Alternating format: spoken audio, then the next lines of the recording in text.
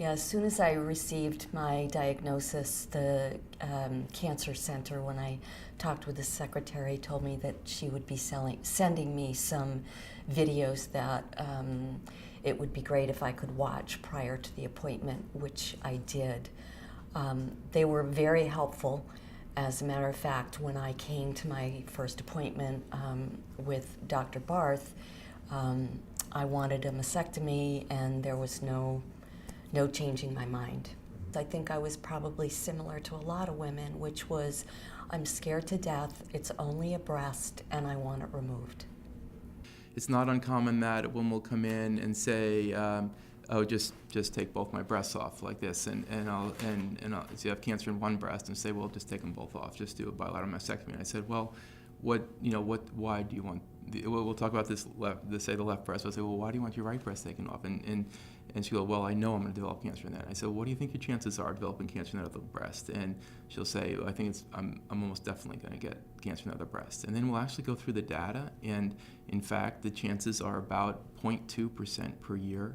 So that over the next 10 years, she's got about a 2% chance of developing cancer in that breast. And then if a patient, after being well informed, decides that they really want that a contralateral mastectomy, then fine, we'll go along with it, and I'll do it. But it's surprising how many patients still come in not understanding that very much. To do what? For me, I really enjoy having the opportunity to make sure that they have the basic knowledge for the decision they're facing, and also what their personal values would be for the main treatment outcome. So one of the pieces of the research study we did was to put in place something we called a decision quality report, where patients would be asked what their treatment preference was, how strongly they felt about it, if they understood that survival was equal, that recurrence was similar between the treatment choices for breast cancer surgery, and then how they would feel about losing their breast or how they would feel about keeping their breast. And it turned out those were the two dominant values to predict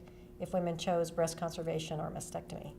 The key difference that it adds is that the usual way of doing it is that the doctor tells you what your choices are and then also often recommends a choice. Whereas with shared decision making, you have the doctor expert in the room and then you have the patient expert. And they're each sharing their own expertise. And then they are collaborating on making a decision together, and it's very intentional. The video, I think, helped me understand what decisions were before me. I certainly at that point didn't know how advanced my cancer was. I was just diagnosed with it. I didn't have the staging at that point. So it was really, for me, an opportunity to get used to the lingo, the vocabulary, and the choices that were before me. I started to learn about what, tamoxifen was as an oral agent, what chemotherapy meant, and the different choices in that realm and for how long. Also the surgeries, lumpectomy, mastectomy, reconstruction. So it really gave me the vocabulary and the context to have an informed conversation with the surgeon. I remember saying, would I be better off having a mastectomy? And the surgeon saying, you can consider that you want, but it's not something that I feel is necessary. But if that's what you want, we'll do that. And I thought, oh, no, that's not what I want. I want to keep my healthy breast tissue. Why would I do that? And so that moved very quickly. That was a matter of weeks between the initial suggestion that there might be breast cancer to my going in for a lumpectomy.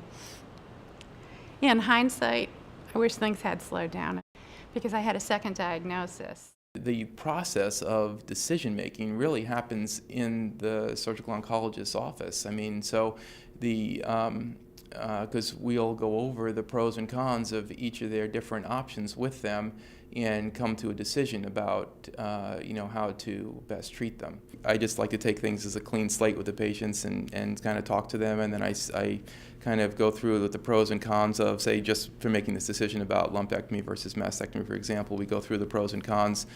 It's aided by the fact that they saw that video beforehand, and then I just say, so just tell me what you're thinking and where you're at this point.